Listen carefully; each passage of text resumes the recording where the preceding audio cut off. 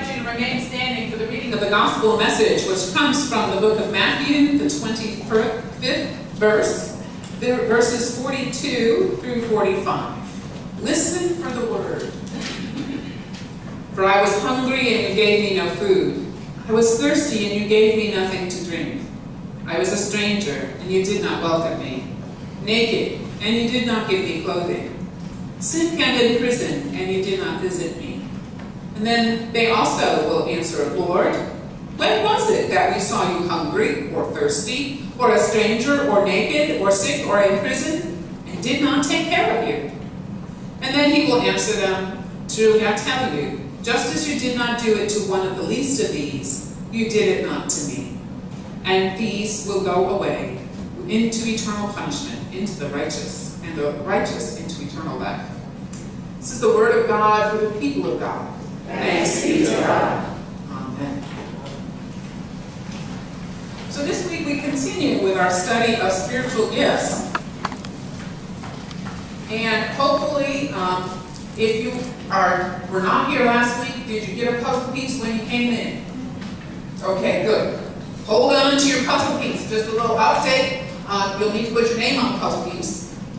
And if you've already taken spiritual gift inventories or something, and you're like, oh, I know my spiritual gift is. If you hear something about your spiritual gift today, you can write it down under your name.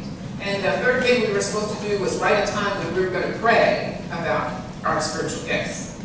Now, just a reminder, you need to bring your puzzle piece back September 10th.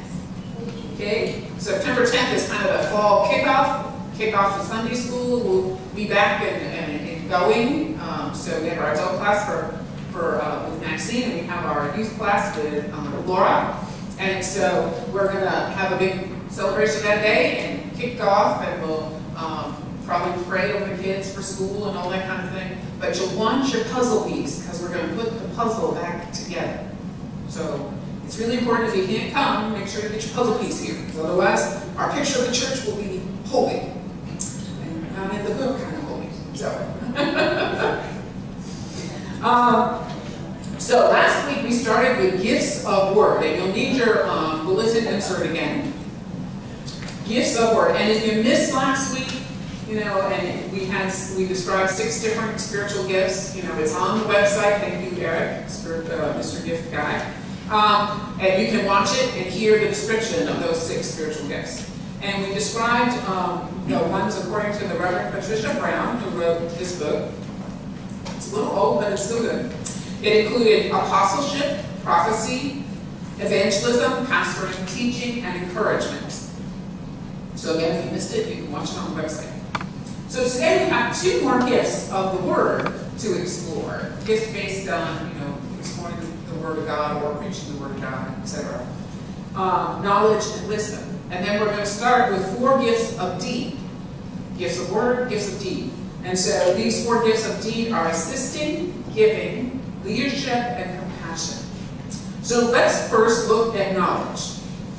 Of course, we're all trying to grow in knowledge here as Christians as part of our being disciples. Jesus trained his disciples for 3 years, and then they continue to teach and love one another. And so we always want to grow in knowledge of our Bible. We can read a book on how to start a new church. We can read about a book about spiritual gifts. That's head knowledge that we're learning. But this gift of knowledge can be defined as being able to perceive and understand the mystery of God's will and ways. To be able to perceive and understand the mystery of God's will and ways. And these people who have the gift of wisdom have this inner comprehension of the truth and an earnest hunger to know God's truth. And someone with this gift can help others grow in grace and knowledge of our Lord Jesus Christ. And so it's kind of similar in some ways to teaching, but you may have the gift of knowledge and not teaching, and you better have them both. So the 2 scriptures that illustrate this are Colossians 1:9 and Colossians 2:2, and I think I have Joyce reading those for us. Colossians 1:9 says, for this reason, since the day we heard it, we have not ceased praying for you and asking that you may be filled with the knowledge of God's will in all spiritual wisdom and understanding. And 2 says, I want their hearts to be encouraged so that they may have all the riches of a sure understanding and have the knowledge of God's mystery, that is, Christ himself. Thank you, Joyce. And indeed, I think that's one of the important pieces about knowledge in the world versus knowledge in the church is that mystery of God. For example, we were just talking about the eclipse, right? Long ago, the darkness of the eclipse would scare people to death because they had no idea what it was. They saw it as a bad omen. You imagine in the middle of the day, you're walking out there hunting, and all of a sudden it's dark for 2 hours, and then it's light, and then you have night, and it will really freak out. Well, today we can Google, read the paper, watch the TV, and we saw it in many different places in many different ways. What scientists have learned in the last thousands of years about how and why eclipses happen, and it doesn't scare us. We're out there with our glasses and our fancy boxes and whatever else we need to do so that we can see the eclipse and not look at it and burn our eyes out. But so that great scientific knowledge has helped us throughout the years. But when we're gazing at the skies, we often are opened up to the largeness of God. We realize how small we are compared to all that God has made. And that is knowledge too. It's along the lines of the spiritual gift of knowledge.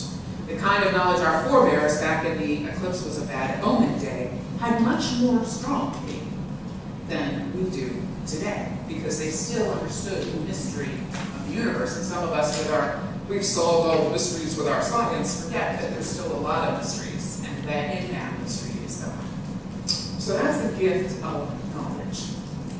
Now the second gift today is similar, and again it's the gift of wisdom, and it's, some people have both. Oftentimes I would say people who have knowledge also have wisdom, but not necessarily, but they're pretty close. When I hear that word, I often think of the wisdom of the elders, and insight born of maturity of years and heart. And I think that's hugely important in any church, to have the wisdom of the Leotas and the Margarets, and the length of years and the things that they have learned and how they mentor and share that wisdom with us is a gift. But as we're looking at spiritual gifts, we might describe wisdom as when God reveals an insight or direction about a particular problem to a person. Persons with this gift link their understanding of life with keen insights into the ways of God. And they use this information at the right time and in the right way to solve problems in the body according to God's will. Now, in our Bible, who do we think of as the wise one? Jesus? Solomon. Yeah, they refer to Solomon as very wise all the time. We hear more about Moses. Moses was wise indeed, but we hear more about his leadership skills than we do about his wisdom. And the Jewish people have always revered wisdom. As a matter of fact, wisdom is so important she has a name, and her name is Sophia. So there is this wisdom that comes from being in the Spirit of God that is a spiritual gift different than our other kinds of wisdom. So then we have this third gift of assisting. And we hear about this gift in 1 Timothy and Romans. And I think that was Carol. Was that your verses? Yes. Yes. Thank you. If you would read those, thank you. 1 Timothy 3:8.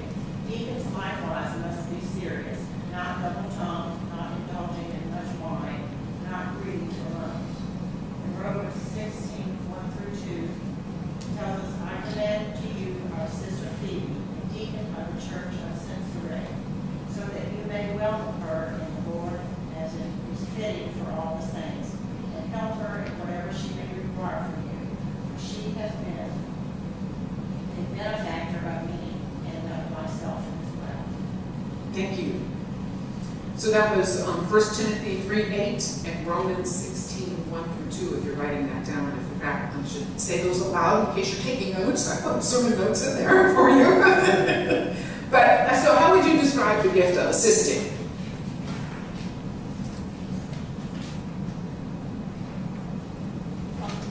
Helping people out. Mm-hmm.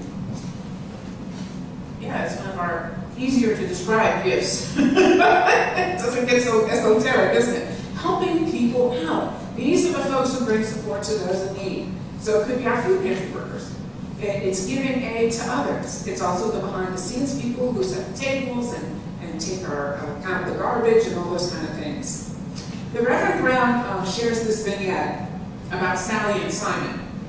They're now in their 80s, and they've lived a lifetime of helping others. Sally is always ready to cut out the handwork for the busy Sunday school teacher, prepare a church mailing list, deliver flowers, prepare the Lord's Supper.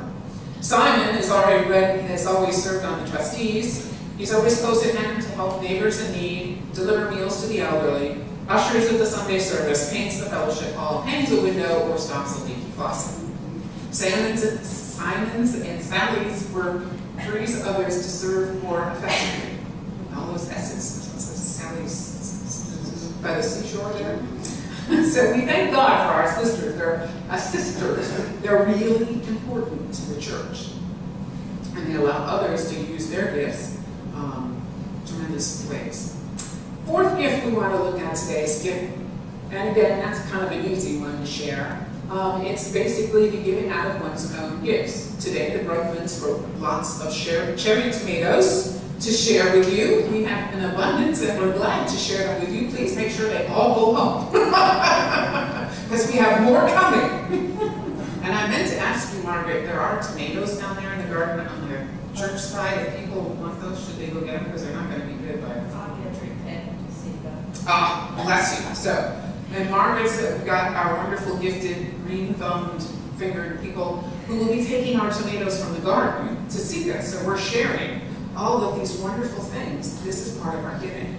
And of course, it can be money. And some people have a really great, generous, gift to make money, and they have a gift to give money. And we think of somebody like Bill Gates, who is doing so much good in the world with all that money that he's earned. And of course, any of us are giving all the time. There are some things that are spiritual gifts over the top, and faith and giving, and some other things we'll talk about towards the end of the sermon series that we all have and we all participate in, but we may not have it to the level of the spiritual gift. But in the spiritual gift of giving, there is a generosity of spirit and a great love for God that is behind it all, and it doesn't necessarily have to be money. My parents didn't have much money to give to church when we were young. My dad was a groundskeeper, and my mom stayed home until my little sister went to high school. But they did get lots of time and talents, and I was debating about them because I was going to list them under assisters.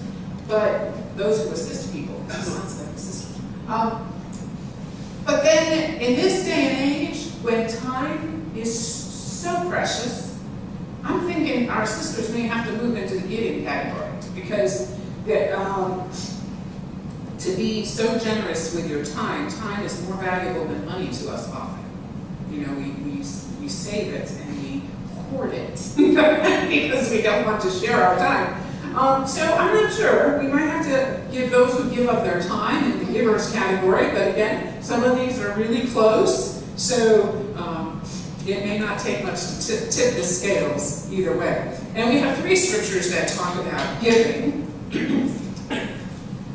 Romans 12:8, the exhorter in exhortation, the giver in generosity, the leader in diligence, the compassionate in cheerfulness. Matthew 6:3, but when you give alms, do not let your left hand know what your right hand is doing. Or Acts 4:34-37. Remember, we studied Acts when I first came here in the early church and all the wonderful things it was doing and how it's similar to the world we live in today. But Acts 4:34-37 says, there was not a needy person among them, for as many as owned lands or houses sold them and brought the proceeds of what was sold. They laid it at the apostles' feet, and it was distributed to each as any had need. There was a Levite, a native of Cyprus, Joseph, to whom the apostles gave the name Barnabas, which means son of encouragement. He sold a field that belonged to him and then brought the money and laid it at the apostles' feet. So there are some examples of the gift of giving. Now our 5th gift of deed, which is the doing part, today is leadership. And I wanted to read to you a news alert from the United Methodist Church. UNCOR, United Methodist Committee on Relief, prepares for Tropical Storm Harvey. As the Texas Gulf Coast braces for Tropical Storm Hurricane Harvey, Texas and Louisiana United Methodist disaster responders prepare for its arrival by coordinating supplies and response activities. Early response teams within each conference are on alert, and churches that can provide relief housing are being identified, according to the UMCOR Director of U.S. Disaster Response, Kathy Earle. Disaster response coordinators are connecting to UMCOR's relief supply system and budgetary assistance as they plan for shelter support along the evacuation routes. As UMCOR continues to prepare for Harvey, please pray for those whose lives may be impacted by this tropical storm hurricane. So the leaders of our church are already there, and it's an amazing thing that they do. But so they're leading in mission, so they're combining some of their gifts. But we're very grateful to have those people in those places already on the ground and ready to go. They study and prepare and have all sorts of plans. They're just like, FEMA or any of those other folks. So the leaders of our United Methodist Church are already at work and will lead the world, literally the world, in the way of assisting and caring for those in the path of Hurricane Harvey. Now, that was the question that came up as I was reading this morning. I said, do we have or ever have had a disaster coordinator? Because we should have one in our church to be ready in case we have a flood or a tornado or something going on. We should be ready to respond, but we don't have one, do we? I'm going to put it on the list. That's an example of leadership. Of course, we could point to the bishop or the district superintendent, but I thought today that was especially important as we're thinking of those in the path of Hurricane Harvey. And our sixth gift of deed is that of compassion. The spiritual gift goes beyond the assisting and the giving. This spiritual gift comes from the heart and is motivated by genuine empathy to others. It is deeds of kindness that reflect God's love. And if you have that gift here at Zion, you might be on our card or meal or visitation ministry. In spiritual circles, these with the gift of compassion have a special ability to work with the afflicted, the poor, and the abused. And that makes me think of Mother Teresa, who said, I am not sure exactly what heaven will be like, but I know that when we die and it comes time for God to judge us, He will not ask how many good things have you done in your life. Lots of secular people do really great things. He will ask how much did you love when you did those great things. And that is the gift of compassion. And why you will find 1 Corinthians 13 immediately after 1 Corinthians 12. 1 Corinthians 12 is the scripture we started the sermon series with, because that's talking about all the gifts used in the body of Christ. And then you have 1 Corinthians 13, which is the love chapter. And then you have 1 Corinthians 14, which again is about the body of Christ. Those two, 12 and 14, sandwich 13, which is the love that empowers us to use these gifts, and the reason why our gifts are different than if you're in a secular setting at FEMA. So, just before we leave, a thought about spiritual gifts. Before we leave today, we're challenging ourselves to think about these spiritual gifts. Last week's bulletin, we had inventories that you can do on the web. You can go and take a test, and it will tell you what your spiritual gifts are. If you are not computer savvy, we have written ones up here that you can do, and you just fill it out, and then you count up all the numbers and it'll say your gifts are. So you're welcome to take these if you're don't want to do the computer ones, because we want everybody to be aware of their spiritual gifts as we go through this nominations church conference season, so that we put the right people in the right ministries. So just this thought for the day. We talked about Christmas during the kids' sermon. Imagine how a parent would feel if on Christmas Day, when the gifts their children were handed out, the children just took them, said thank you, and set them aside without even opening them. Imagine how the Lord must feel when He has given gifts to us that He intends for us to use, and yet we may never take the trouble to find out what they are, and never put them to work, and then excuse ourselves from serving the church by saying that we can't do anything. So I know that each of us has a spiritual gift, and it may be hard to figure out what that is and how to use it. And so we are offering classes this Tuesday at 6 o'clock, and then the following Tuesday, September 5th at 6 o'clock, there'll be a 1-hour class that you can come join us 1 week. We can, if there's a lot of us there, we'll go through the gifts and figure it out. If there's a few of us there, we can do individual, okay, so what do you think your spiritual gifts are? And let's look that up and see how that might fit into the church. And if you can't do nights, but do days, we're gonna do September 8th from 10 to 12. I originally put 10 to 4, but I'm only making the Tuesday night guys do 2 hours, so it didn't make sense to make the Friday people do 4 hours. So we'll just do it 10 to 12. So if you can, and you want to be a part of one of those spiritual classes, gift classes, just to figure out what yours are, or talk about it, or hear more about it, or whatever, just let me know so that I prepare enough materials for you. That's Tuesday night at 6 or Friday, September 8th at 10. So, thank you. And let us go to the Lord in prayer.